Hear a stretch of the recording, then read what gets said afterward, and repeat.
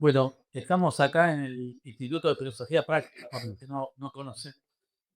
En el Instituto de Filosofía Práctica, como ustedes verán, está rodeado por una gran biblioteca. La biblioteca perteneció al padre Julio Membil, acá en la foto, arriba a la derecha. Sí, a la derecha. El padre Membil y el primer fundador del instituto, Soace Ramos, ¿no? El doctor Soace. Y acá tenemos, aparte, el alto valor del señor La Sábana, que cobijó al mártir argentino Carlos Saqueri, esa sábana con su sangre, cuando fue asesinado por la guerrilla en los años 70. Así que, y también era miembro, y así que estos lugares albergan ese valor. De paso aprovecho para decirle a todos los que quieran asociarse al instituto, serán bienvenidos a entrar como los datos para que mandarle los avisos de las cosas que hacemos, y el INTIP está asociado en muchas actividades con el Instituto ELEVA, Estudio y Legado de Valores Nacionales. También esta charla de hoy la organizamos en conjunto, el INTIP y el ELEVA. También aprovecho ahí de repartir un proyecto para una actividad muy importante que vamos a desarrollar un congreso llamada Jornada de la Hispanidad, para entender claramente qué es la hispanidad, como proceso histórico, político, social, en el cual está inserta la Argentina, y va a ser durante 3 días, un congreso muy importante, un congreso internacional, con participantes de México, de Uruguay y de Paraguay este año, más una cantidad de cooperantes, como ustedes tienen ahí en la lista, muy abundante de gente muy valiosa del pensamiento nacional y histórico argentino. Y tenemos actividades culturales, tenemos la misa correspondiente al Día de la Hispanidad, que se celebrará en la Basílica del Pilar, el día 12 de octubre, que es el Día de la Hispanidad, y los días 10 y 11 haremos en el Colegio San Pablo, que nos hospeda todos los años, con actividades académicas y culturales, como ustedes verán en el programa. Así que es muy importante que difundamos esto, que venga la gente, ¿no? Muy accesible en cuanto a lo económico. También va a haber una noche de zarzuela ahí en el Teatro del Colegio San Pablo. Está muy completo desde el punto de vista cultural, histórico, político, geopolítico. Es un gran esfuerzo, como todas las cosas que hacemos, y a veces poco difundida. Entonces, a nosotros no nos financia ningún poder internacional ni nada por el estilo. Todo lo que hacemos lo hacemos a pulmón, así, de boca a boca, y con algún WhatsApp o alguna aventura tecnológica que nos permita Peter Thiel y compañía, aunque eso es todo nuestro, no todo anda escribir. Por eso les pido encarecidamente que el boca a boca es muy importante para nosotros. El boca a boca es muy importante. Hoy, ya entrando en tema para los que vinieron temprano, no abusar de ustedes. Hoy, bueno, nos convoca esta conferencia de un nuevo socio del INTIP, que es el profesor Pablo Grossi, ahí que vino a escuchar toda la plana mayor del INTIP, el presidente. Acá vino un lugar, el señor presidente. Pensó decir la comisión directiva. Así que de paso, ya lo conoce. Bueno, el profesor Pablo Grossi se ha asociado al INTIP, y bueno, como lo asociamos, ya le pedimos que diera la primera charla, ¿no? Es gratis.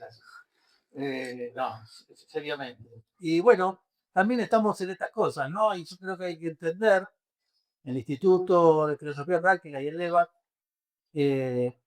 entendemos que hay que llevar un poco de luz allí donde hay oscuridad.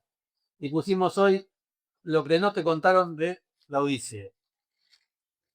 La Odisea es un blanco de oportunidad. Y apareció de repente esta película Christopher Nolan. de Christopher Nolan en los cines, en el mundo, y tiene una gran repercusión, una gran construcción. Ha sido visto por millones de personas ya en el mundo, y en la Argentina también. Pero bueno, no voy a adelantar lo que yo quería decir, pero una cosa es el libro de Homero y otra cosa es la película de Christopher Nolan. Entonces, el deber ser, el libro de Homero lo va a explicar el profesor Pablo Grossi. Pablo Grossi tiene 39 años, es esposo y papá de 4 niños, y el más pequeño van a ser en 2 días. Sí, un día y medio. Un día y medio. 30 Un día y medio. Adelante, padre. En un día y medio van a ser el nuevo integrante de la familia Grossi. Auguramos lo mejor. Muchas gracias. Pablo es maestro de escuela primaria, es profesor y licenciado en filosofía por la Universidad Católica Argentina y licenciado en educación religiosa por la Universidad de FAFTA. Se dedica a la docencia, activamente, es un muy buen profesor, la gestión educativa, la formación docente, el asesoramiento pedagógico y la difusión del pensamiento del filósofo alemán Joseph Pieper. De paso a Países, por haber una próxima charla de Pablo Grossi sobre Pieper acá en el instituto próximamente, dentro de nuestra serie Figuras Ejemplares. Así que bueno, con esta primera introducción lo dejo a cargo de la palabra a Pablo y después haremos algunas preguntas, unos breves comentarios sobre la Odisea.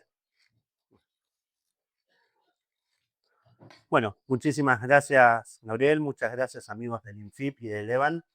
Y muchas gracias a ustedes por estar hoy escuchando. Al decir de Borges, los clásicos se caracterizan porque las generaciones, cito literal, de los hombres, urgidas por diversas razones, leen con previo fervor y con una misteriosa lealtad. Hasta acá la cita. Agrego yo que trascienden el tiempo y el espacio precisamente porque apuntan a la esencia de los temas que abordan. Es decir, aquello de lo que hablan los clásicos no está atado a las barreras del tiempo ni del espacio. La Odisea no es la excepción. Y no solamente es uno de los primeros clásicos, sino que además estamos ante uno de los más clásicos entre los clásicos. Es posible establecer una jerarquía de clásicos, hay criterios, hay parámetros, y según estos criterios estaría entre los más clásicos de los clásicos de Odisea. El objetivo principal de esta exposición es que hoy todos salgan con ganas de leer la obra, o de releerla y profundizar en ella en caso de que ya la hayan leído. Y desde la lectura de la obra, acrecentar todos el deseo de luchar por el bien común y por la justicia. Vamos a hablar, en primer lugar, algunas palabras sobre Homero y su obra. Luego, sucintamente, lo que el tiempo nos permite, decir algo sobre Grecia. ¿Sí? Se puede estar la vida entera hablando de Grecia, vamos a ser concisos. Luego, dentro de lo que es la cosmovisión griega, el tema de la virtud y los arquetipos, que es lo que a nosotros nos interesa acá. Algunas palabras sobre el heroísmo y desde ahí algunas palabras sobre la Odisea propiamente dicho. Bien, sobre Homero y su obra. Según los especialistas, la redacción de la Ilíada y de la Odisea se ubica en el siglo VIII a.C. Pero el origen de muchas de las historias que allí se narran es bastante anterior. Hay consenso entre los filólogos y demás especialistas para situar el origen de las narraciones varios siglos antes de su fijación por escrito en la civilización micénica.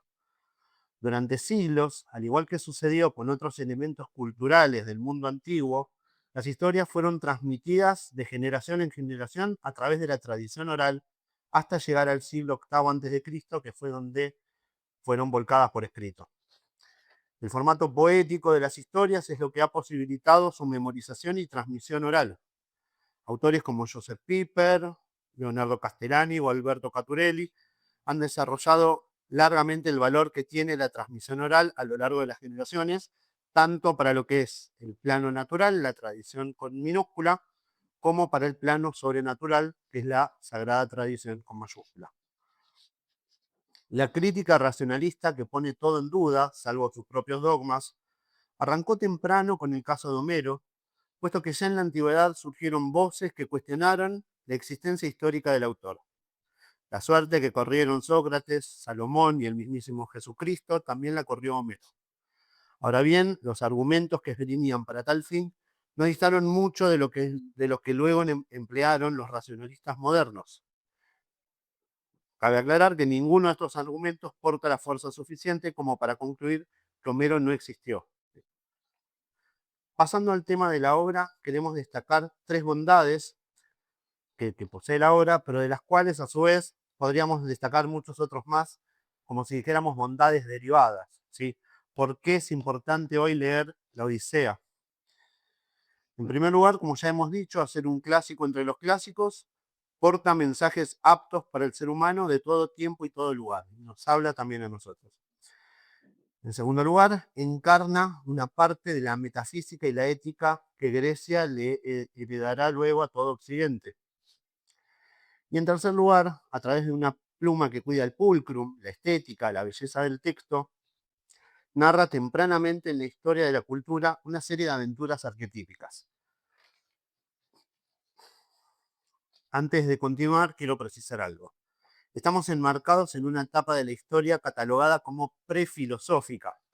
Los mitos que llegan por los poetas, por los trágicos, que le dicen los escritores de tragedias, cuando uno agarra los manuales de historia de la filosofía, siempre se lo cataloga como un estadio prefilosófico. Esta etiqueta, no siempre, pero sí muchas veces despectiva, encuentra su asidero en el mentado paso del mito al logos, ¿sí? Como que en determinado momento empieza la filosofía y antes de eso era todo pensamiento fantasioso y irracional. Es lo que muchas veces presentan cuando se arman las cronologías de la historia de la filosofía. Se dice esto como si en Homero o Hesíodo no hubiera una marcada visión del mundo, del hombre y del bien y del mal. Estas ideas, esta crítica a los mitos, crítica despectiva, de influjo racionalista y hegeliano, terminan por ensombrecer, a veces intencionadamente y otras no tanto, justamente aquello que queremos destacar de estas obras, que el mito es un vehículo para transmitir sabiduría, incluso a veces mucho más que en tratados enteros de ontología. Autores como Lewis, el ya mencionado Joseph Pieper, permítame decirlo, lo vamos a citar varias veces, Pieper, que consagra una obra entera al tema de los mitos, o en nuestros pagos el felizmente recordado y admirado Jorge Ferro, insisten en el valor positivo del mito hasta el punto de señalar al cristianismo como un mito verdadero. Esta expresión, mito verdadero, no es un oxímoron si uno sabe posicionarse más allá de una mirada racionalista. En los mitos griegos hay logos, hay verdad, hay contenido filosófico. Que quede claro, la Ilíada no es la metafísica de Aristóteles, la Odisea no es el banquete de Platón, pero tanto la metafísica como el banquete encuentran su antepasado en las aventuras de Odiseo. Y ambos filósofos, Platón y Aristóteles, elogian a Homero, tanto en lo que atañe a su sabiduría como a la belleza estética de su obra. Tanto más podrán decir los padres de la Iglesia, como Clemente de Alejandría o San Basilio, quienes se referían a él con términos elogiosos y recomendaban su lectura, tal y como pretendemos hacer hoy nosotros. Algunas palabras respecto a Grecia. Lo digo por tercera vez, uno de los vicios que tenemos los docentes a veces es la redundancia, ¿sí? Los clásicos van a lo esencial y por eso le hablan al hombre de todo tiempo y todo lugar. Pero nosotros, además de eso, en tanto argentinos, tenemos un segundo motivo que refuerza el deber de conocer el valor de Grecia. Grecia está en nuestro ADN. ¿A qué nos referimos con esto? Pues bien, como pueblo somos parte de la hispanidad. La labor civilizadora y evangelizadora de España nos imprimió buena parte de su sello cultural y espiritual, tanto en el sentido natural como en el sobrenatural.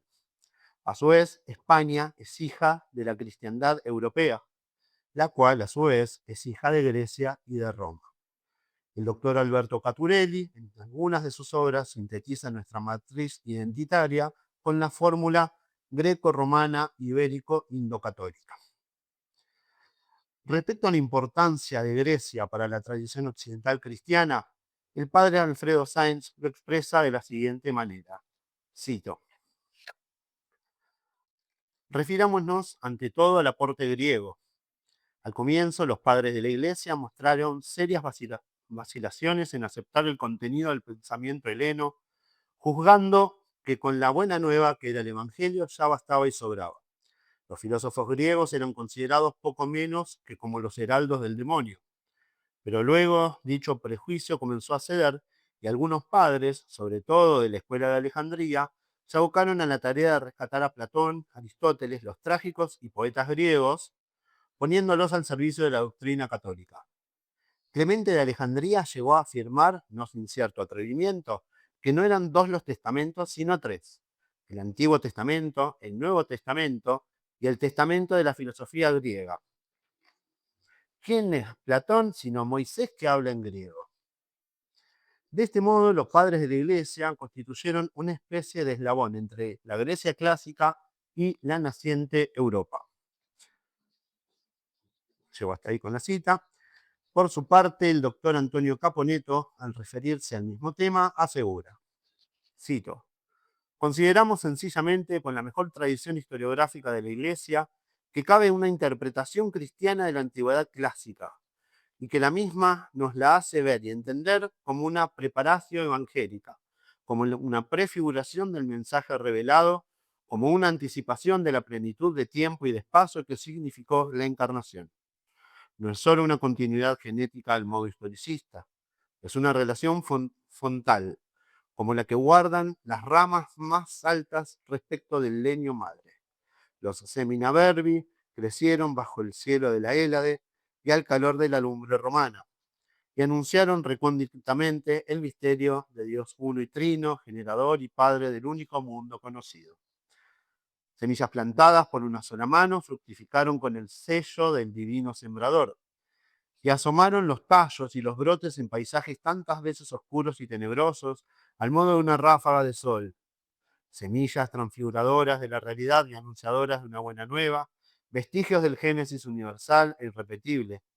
Por eso pudo escribir San Basilio que la flor de la antigüedad clásica pertenece al pueblo de Dios y que la sabiduría antigua anuncia la verdad cristiana. Fin de la cita del doctor Caponeto. En resumidas cuentas, fueron numerosos los aportes de los griegos al mundo posterior. Dios preparó al mundo, ¿sí?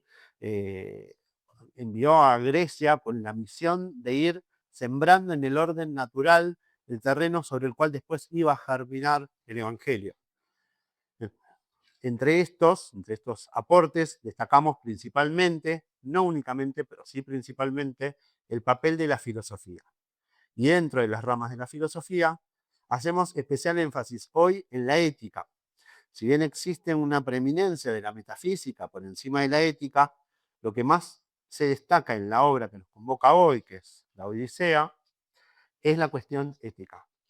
Podemos vincularla también con una cierta metafísica a partir del orden del universo, del bien y del mal, pero creo que lo que predomina entre las ramas de la filosofía es la ética. La ética de la Grecia clásica, al igual que la ética cristiana, es una ética de la virtud. Platón y Aristóteles sentaron la base teórica de un tema que ya se encontraba presente en los poetas, Homero incluido, y en los trágicos, y tendrá un sólido desarrollo en el pensamiento medieval. Nos referimos a aquello que se ha considerado como el buen vivir, ¿sí? La ética. Y derivado de esto, el tema del arquetipo. Platón, Aristóteles, Cicerón, Séneca sentaron las bases de toda la teoría de la virtud en el mundo antiguo. Y al respecto de la virtud, Aristóteles decía: estudiamos la virtud no para poder hablar de ella, sino para poder ponerla en práctica. San Agustín, San Gregorio Magno, Santo Tomás, por nombrar solo algunos, desarrollaron la cuestión en el mundo medieval. En el siglo XX encontramos a McIntyre, Romano Guardini o Pinkers presentando la vigencia del tema en nuestros días. En cuanto a recomendación bibliográfica, hoy quiero destacar dos obras. Por un lado, los tratados de las virtudes de Joseph Pieper. Digo tratados en plural porque en Argentina tenemos una edición que tiene por un lado las cardinales y por otro lado las teologales. La edición española reúne todo en un solo tomo. Y por otro lado, la obra Siete Virtudes Olvidadas del padre Alfredo Sainz. Al presentar el tema de las virtudes, Joseph Pieper sostiene, vamos a ver un poquito qué es la virtud para después decir por qué hay reflejo, destellos de virtud en Homero, ¿sí? En la Odisea. Dice Pieper, esta es entonces la primera enseñanza de teología moral del doctor común. La doctrina moral trata de la idea correcta sobre el hombre. Por supuesto que se habla en ella también de la acción, de deberes, mandamientos y pecados. O sea, todo esto es objeto de la ética, ¿sí? Pero su objeto propio, dice Pieper, primario y que funda todo lo demás, es el recto ser del hombre, la imagen del hombre bueno. Más adelante, en la misma obra, Pieper va a decir, hay seguramente más de una posibilidad legítima de interpretar esta última idea del hombre cristiano, no solo teóricamente, sino también en la historia, o sea, concreta, ¿sí? No solamente una teoría en el aire, sino un ejemplo concreto de aquello que es el ideal, ¿sí? Por ejemplo, hay seguramente una forma cristiana oriental y otra occidental de esta interpretación de la imagen cristiana del hombre. Tomás de Aquino, el gran maestro de la cristiandad occidental, ha querido expresar la imagen cristiana del hombre en 7 tesis que cabe formular de la siguiente manera. En primer lugar, el cristiano es un hombre que participa por la fe de la realidad del Dios Trino. Está hablando de la virtud de la fe. En segundo lugar, el cristiano se dirige por la esperanza hacia la plenitud definitiva de su ser en la vida eterna.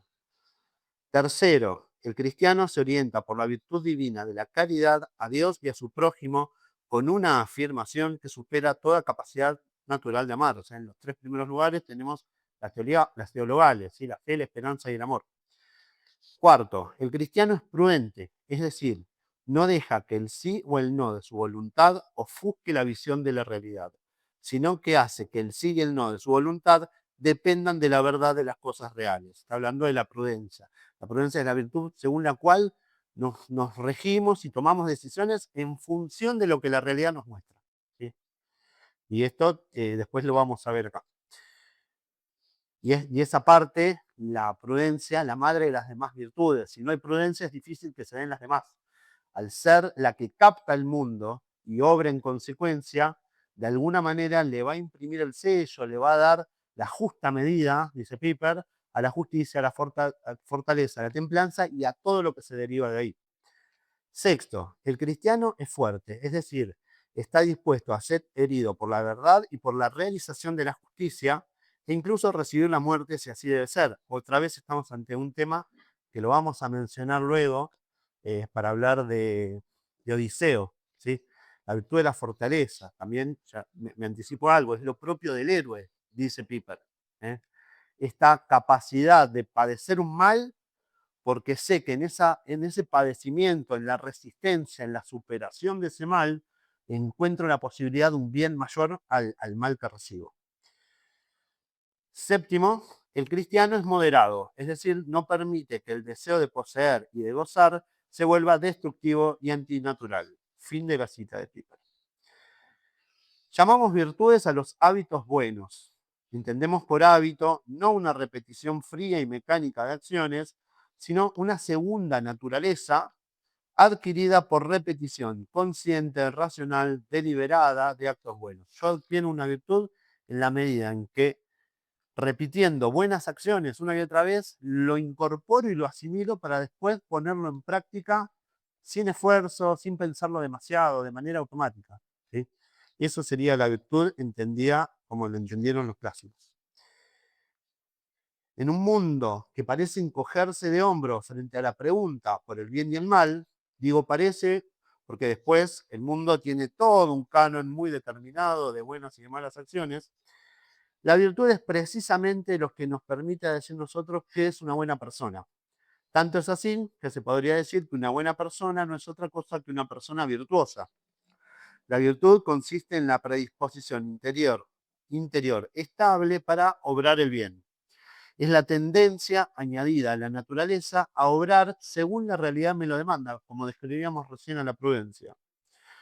Profundizando en estas ideas, Piper asegura, la virtud no es el orden y la probidad domesticados del pequeño burgués, sino una elevación ontológica de la persona humana. O sea, elevación ontológica, lo que nos hace ser mejores. Es la plenitud del poder ser del hombre. La virtud significa la imperturbabilidad del hombre en la verdadera realización de su esencia, es decir, en obrar el bien. Fin de la cita. Según hemos escuchado recién de la pluma de Piper, la virtud o las virtudes se encarnan en la historia, o sea, no es una mera descripción en una letra fría, sino que se encarnan en la historia, en la vida concreta. Así como enaltecemos a las figuras de los santos y de los héroes, destacados unos por sus virtudes sobrenaturales, los santos, y otros por las virtudes naturales, los héroes, a héroes y a santos los consideramos arquetipos y su presentación a los jóvenes resulta ser una de las mejores tradiciones pedagógicas de Occidente.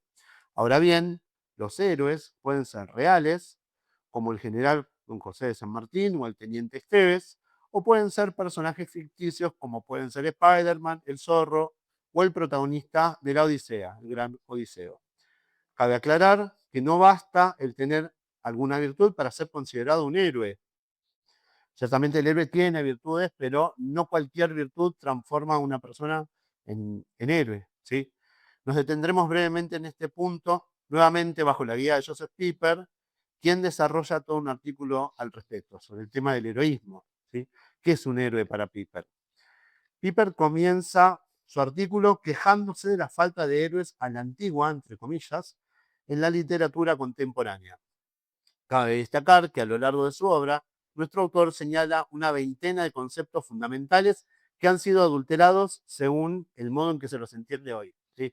Habla del amor, habla de la esperanza, habla del ocio, habla del trabajo, habla de un montón de realidades y dice, ojo que esta es una falsa concepción de este tema, ¿sí? Y lo mismo pasa con el tema del heroísmo, ¿sí? Hay un verdadero heroísmo y hay un falso heroísmo. Dirá Piper que el núcleo del verdadero heroísmo es la virtud de la fortaleza. Y nadie puede discutir que el héroe se distingue del hombre medio primeramente por la fortaleza. Aclaramos, no ciertamente la fortaleza física, sino la fortaleza en el sentido moral, en el tema de la virtud que decíamos recién, la capacidad de padecer un mal porque sé que al resistir voy a obtener un bien mayor, ¿sí? También hay una segunda parte de la fortaleza, van a decir los clásicos, con Santo Tomás a la cabeza, que es en el atacar. Pero antes que atacar, lo propio de la fortaleza es el resistir, ¿sí? En este sentido, la virtud de la fortaleza supone la presencia del mal en el mundo. En un mundo sin la presencia del mal, dice Piper, no habría ni fortaleza ni heroísmo, no habría nada que resistir. O sea, existe el heroísmo porque hay mal en el mundo. Siguiendo esta línea, Piper sostiene que el héroe es el que se arriesga. Ese algo que llegada la ocasión ha de arriesgarse no tiene que ser necesariamente la vida, dice Piper. Más bien se trata del inmediato bienestar, de la tranquilidad del correr de los días, del patrimonio, del honor mismo. No obstante, el máximo acto de fortaleza es verdaderamente ofrecer la vida, o mejor dicho, ser asesinado. El mártir es la verdadera figura simbólica de la fortaleza. Y el héroe sería por excelencia. ¿Sí? Fin de la cita. Habíamos hablado también sobre la necesidad de la prudencia para engendrar la verdadera fortaleza. Vamos de vuelta, la prudencia me hace captar correctamente la realidad para después obrar en consecuencia, ¿sí? Tiene un primer paso, un primer momento, la prudencia, que es especulativo, contemplativo, teorético, en el cual yo tengo que entender el mundo que me rodea y entender el contexto. No puede haber fortaleza si primero no hay prudencia, porque uno tiene que, al menos en el plano natural, no hablamos acá ya de los mártires, pero en el plano natural uno hace un cálculo costo-beneficio, ¿sí? La capacidad que uno tiene de resistir, tiene que sopesar el mal recibido con el bien que puede alcanzar, y ahí en ese análisis entra en juego la prudencia. Por eso la prudencia es la que va a engendrar después a la fortaleza. Piper se refiere a todo esto de la siguiente manera. Para poder resistir al mal es precisa, ante todo, la virtud de la prudencia, es decir, la capacidad de ver las cosas de la vida como realmente son y transformar ese conocimiento en decisión y en acción. Y a esto agregará luego, otro presupuesto de la verdadera fortaleza es la justicia, ¿sí? el firme propósito de dar a cada uno lo que le corresponde. Así es como comienza el largo tratado de la justicia, ¿no? Pero el punto de partida es eso, dar a cada uno lo que le corresponde. Después viene el análisis de qué es lo que le corresponde a cada uno. No es una cuestión sencilla. Y esta virtud de la justicia, darle a cada uno lo suyo, lo propio, dice Piper, también es propia del héroe.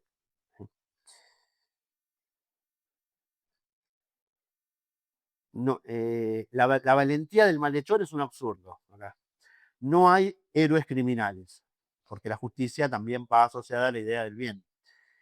También dirá Piper que el lugar propio del héroe, aunque no sea el único, es el campo de batalla. Ahora bien, volviendo a la contraposición entre el verdadero héroe y el falso héroe, el verdadero héroe resulta ser a menudo el derrotado. Cabe aclarar que el héroe muchas veces resulta triunfante, pero esto no es en modo alguno una nota esencial. Por el contrario, dirá nuestro autor, que la fortaleza no es la virtud del más fuerte ni del vencedor, sino la virtud del derrotado. No obstante, habita el imaginario colectivo de hoy que el héroe es siempre vencedor. Por último, en lo que atañe a las características esenciales del verdadero héroe, Piper sostiene que el heroísmo va de la mano de la gloria. Acá gloria se entiende cristianamente, dice Piper. Gloria es clara cum laude noticia, el ser públicamente reconocido, el ser aceptado por Dios mismo. El falso héroe se lleva los aplausos del mundo, entendiendo acá mundo en el sentido bíblico peyorativo. El verdadero héroe, en cambio, se lleva el aplauso de Dios y en algunas ocasiones de las buenas personas. Y este aplauso se lo lleva no por su victoria, sino por su fortaleza y su deseo de justicia. Entonces, recapitulamos un poquito las características del héroe que señala Joseph Piper. Tiene la capacidad de resistir al mal, virtud de la fortaleza. Esto a su vez supone la capacidad de ver correctamente la realidad para luego obrar en consecuencia, que es la virtud de la prudencia. Tiene el firme propósito de dar a cada uno lo que le corresponde, es la virtud de la justicia. Su lugar propio en tanto héroe, aunque no el único, es el campo de batalla. Muchas veces resulta herido y derrotado y recibe el reconocimiento de Dios y de los buenos. Llegados a este punto, vamos a hacer un breve repaso de lo que dijimos hasta ahora, ¿sí? Sintético. La Odisea contiene en germen muchos de los elementos de la ética griega y de la cultura griega en general. La cultura griega es uno de los pilares de lo mejor del mundo occidental, dentro del cual se inserta nuestra patria, a la cual se la ha considerado de matriz greco-romana hispano-católica. Dentro de toda esta cosmovisión cobra un papel preponderante la ética de la virtud, la cual se ve reflejada en el obrar heroico que recién describíamos. ¿Sí? Y ahora sí, viendo este marco conceptual, desde el cual yo invito a leer la Odisea y toda obra griega antigua en general, vamos a decir algunas palabras sobre la Odisea. Primero vamos a hablar del valor narrativo. Si alguien llenó de elogios la estética de la Odisea fue Aristóteles, ¿sí? La obra se compone de 24 cantos que narran los 10 años de peripecias por los que pasó Odiseo durante su regreso al hogar tras el final de la guerra de Troya. Hago una aclaración, yo siempre trato de spoilear lo menos posible. ¿Sí? Si les cuento algo de la obra es porque realmente lo creo necesario, pero bueno, lo que intento es, para quienes no la leyeron, guardar el misterio para que la lean. Cabe destacar que desde la partida de los soldados hasta el fin de la guerra habían transcurrido otros 10 años, es decir, que Odiseo estuvo fuera del hogar unos 20 años en total. La variedad de personajes, la estética de los versos, la concatenación de las acciones, hacen de esta obra una pieza maestra de narrativa. Recordamos que estamos hablando de un escrito del siglo VIII a.C. En la obra, asimismo, encuentran su arquetipo 3 tópicos narrativos: el viaje del héroe, la expectación por el regreso del rey ausente y el viaje de aventuras en ultramar. El viaje del héroe es un patrón narrativo que fue analizado profundamente por Joseph Campbell en su obra El héroe de las mil caras. El patrón presente en todas las narraciones que encajan en este esquema es la partida o el llamado, la iniciación y el punto de llegada, el cual muchas veces no es otra cosa que un retorno al origen. Gilgamesh, la Eneida, Beowulf, la Divina Comedia, el Quijote, el Señor de los Anillos, son claros ejemplos de esta clase de historias. Pero el primero de todos fue la Odisea. La expectación por el regreso del rey ausente también es una temática que aparece con distintos matices. No todas las obras portan todos los elementos propios de este tipo narrativo, pero la mayoría sí posee muchos de ellos. Algunos pueden ser el vacío de poder y el caos real o inminente ante la ausencia del rey, los indicios que mantienen viva la esperanza de su retorno, la división entre los que mantienen viva la esperanza en la consumación del retorno y aquellos escépticos que ya desistieron, el rey no va a volver. ¿Sí? El retorno como restauración de la época dorada perdida. Algunos ejemplos de este tipo de relatos son las sagas del rey Arturo, la leyenda del rey Federico Barbarroja, El Señor de los Anillos, de vuelta, las crónicas de Narnia, aparece el tema del retorno del rey que va a volver, y el Rey León. Pero antes que todos ellos, antes cronológicamente digo, la Odisea. Respecto a las aventuras marítimas, el mar suele aparecer como elemento hostil y lugar de encuentro con lo desconocido. La estructura repartida de isla en isla también suele aparecer como una constante en este tipo de relatos. La dinámica de los vínculos humanos a bordo, que se van alternando entre alianzas y enfrentamientos, lealtad y traición, también puede aparecer como componente. Naufragios, tempestades, monstruos, búsquedas infatigables. Todo esto tan característico de estos relatos aparece en la Odisea. La calidad estética de un libro no es algo de poco valor. Sobre ello ha dicho mucho Hugo Wast, quien criticó aquellas obras que dejan todo un mensaje, un trasfondo ético sano, una moraleja bien definida y bien edificante, pero que están mal escritos desde el punto de vista narrativo, estético, que son feos desde lo literario. Los llamó Hugo Wast a estas obras los malos libros buenos. Del mismo modo, ponderó enormemente una obra que, sin ser moralista, conduce al bien a través de la belleza de la pluma. Cito a Hugo Wast. Se me dirá que dentro del concepto de que el arte no es un fin en sí mismo, sino un medio para ayudar al hombre a cumplir su fin esencial, no caben las novelas que no tienen ningún propósito moral. Si esto fuera así, arrojaríamos fuera del arte las obras que son de puro entretenimiento. ¿Cómo pueden servir a los supremos fines del hombre el sabueso de los Baskerville, de Conan Doyle, o Mi esposo oficial, de Savage? La respuesta me pareció haberla visto en Esopo, otra vez un clásico griego. No le es dado al hombre vivir perpetuamente sumergido en preocupaciones trascendentales. Su espíritu es como el arco. Hay que soltarle la cuerda de tiempo en tiempo hasta para que vuelva con más vigor a sus tareas habituales. Por este motivo, los juegos, las distracciones, entre ellas la lectura, contribuyen indirectamente a más altos propósitos. Sin contar con que entre las páginas de un libro gracioso y divertido y nada trascendental pueden deslizarse elementos de mayor sustancia. Y hasta donde es muy probable que la acción indirecta que surge de alguno de esos libros simpáticos y entretenidos sea a la postre más eficaz que un tratado de moral. Fin de la cita. Sin usar la palabra técnica concreta, Hugo Wast está hablando de la virtud de la eutrapelia. ¿Sí? Esta necesidad que tiene el alma, dice Santo Tomás, de distenderse, de no estar permanentemente en estado de tensión. ¿Sí? El recrearse sanamente. ¿Eh? Y de la literatura bella como forma de actividad eutrapélica. Yo les mencionaba el libro de 7 virtudes olvidadas del padre Alfredo Sáenz, ahí está todo el desarrollo de esta virtud de la eutrapelia.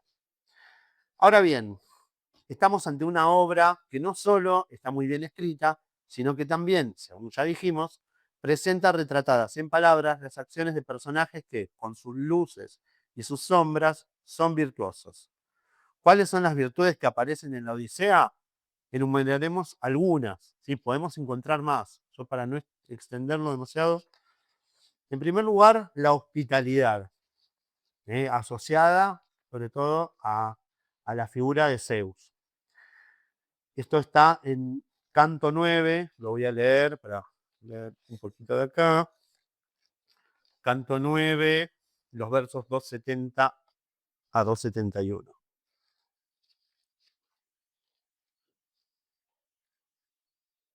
Dice: ten respeto, Señor, a los dioses. En ruego venimos, en ruego venimos. Al que en súplica llega y al huésped, amparo y venganza, presta Zeus hospital, él conduce al honrado extranjero. ¿Sí? Este tema de la hospitalidad con el que viene de afuera es una constante en la Odisea y es parte de la cultura griega clásica. La importancia de ser hospitalario con los extranjeros como parte del respeto al orden establecido por los dioses. Esto a su vez tiene un fundamento divino acá. Y las consecuencias tanto de su cumplimiento como de su incumplimiento es una temática recurrente. Prudencia que engendra templanza, ¿sí? La prudencia que habíamos descrito, que habíamos hablado como esa capacidad de obrar según la realidad y que a su vez engendra la templanza, que es la moderación en los placeres y en las distintas pasiones, entre ellas la ira. Yo acá lo encontré asociado al tema de la ira, ¿sí? Canto 20, versos 5 a 21, acá atrás.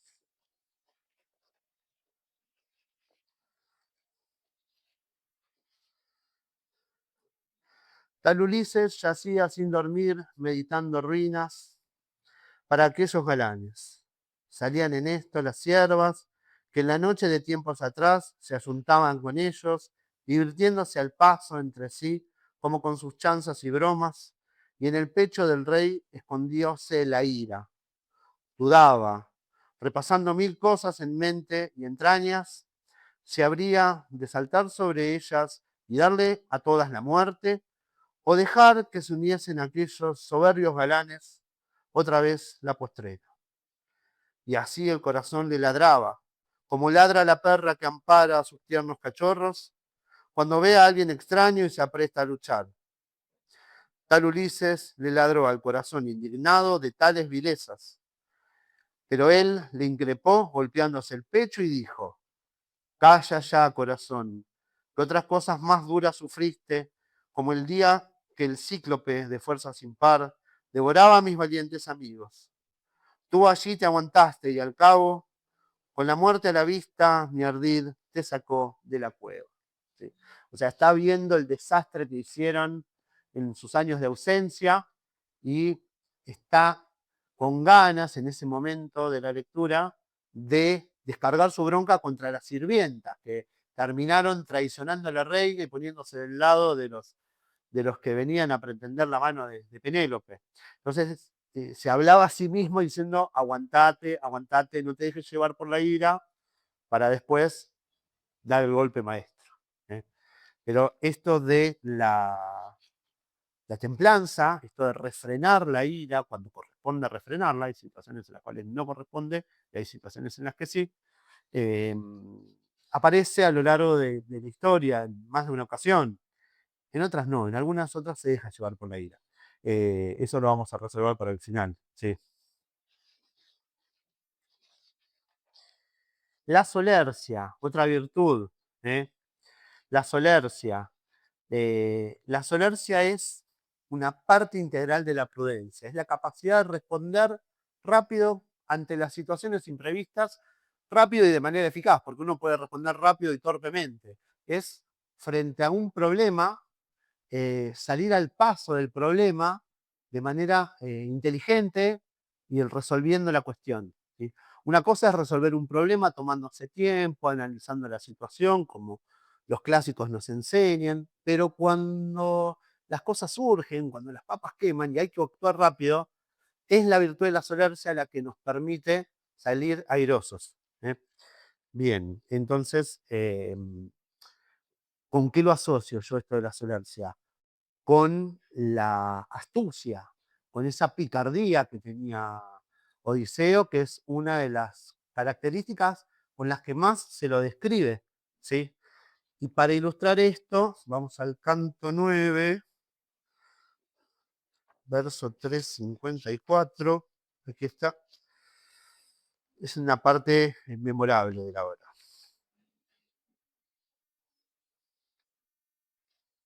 Un momentito.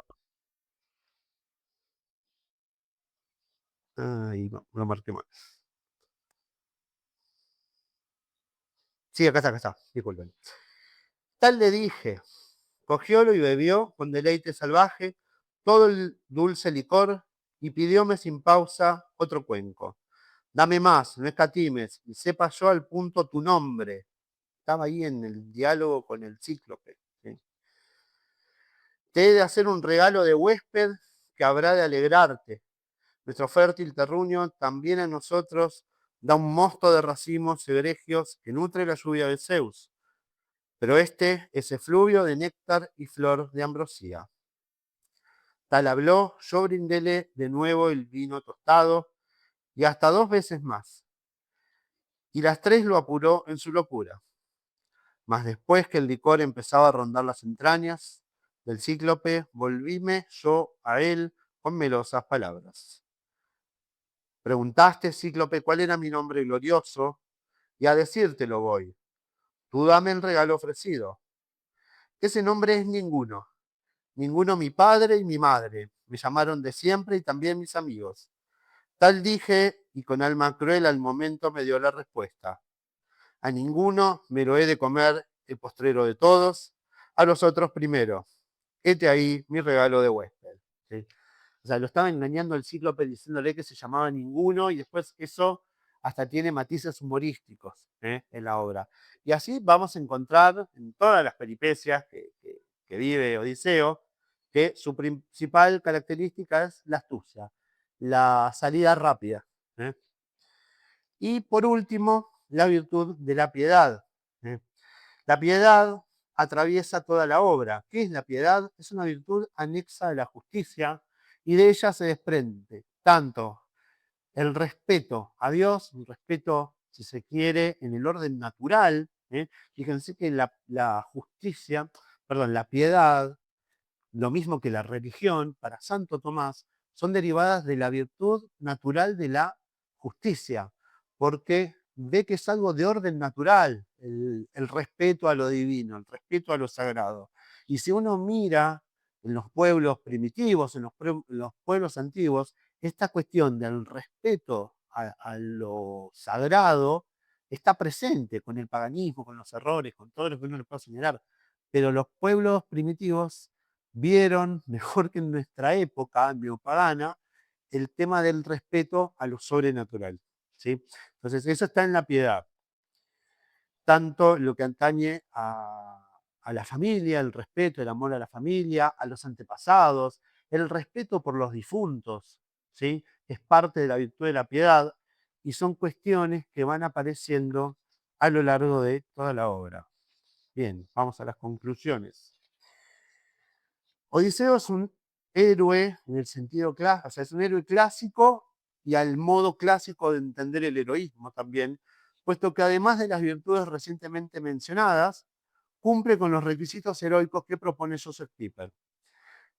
Vamos a repasar cuáles eran estos requisitos. Tiene la capacidad de resistir al mal, o sea, la virtud de la fortaleza, sí, lo vemos de principio a fin, que todo lo que soporta, con tal de poder regresar a su hogar y restaurar el orden. Esto a su vez supone la capacidad de ver correctamente la realidad para luego obrar en consecuencia. Sí, la prudencia asociada a esta solercia que decíamos recién. Tiene el firme propósito de dar a cada uno lo que corresponde. Bueno, la restauración del orden es otro de los tópicos de este tipo de narraciones, del regreso del rey. En el final de la obra está eso, el orden restaurado. Su lugar propio es el campo de batalla, estuvo en Troya y tuvo un montón de batallas a lo largo de toda esta otra obra. El héroe muchas veces resulta herido y derrotado, a Odiseo le pasa. Recibe el reconocimiento de Dios y de los buenos. Bueno, él a lo largo de toda la historia, el reconocimiento que tiene concretamente es de la diosa Atena y el reconocimiento de su familia y de sus amigos al final de la obra también está. Bien. Joseph Pieper asegura: un poema verdaderamente grande, un poema cósmico concebido conforme a la mayor mesura de imágenes, forma y musicalidad, produce un efecto exactamente tan extraño y curioso como el de la pregunta filosófica en un mundo atento exclusivamente al logro de objetivos utilitarios. Fin de la cita. La obra de Homero tiene este poder de cautivar y también arrebata la misteriosa lealtad de la que hablaba Borges en la cita que leímos al comienzo de la exposición. Pidamos a Dios que por la intercesión de Nuestra Señora del Santísimo Rosario de la Reconquista y Defensa de Buenos Aires en el día de hoy, las semillas del verbo presentes en la obra de los griegos germinen y florezcan en nuestras almas.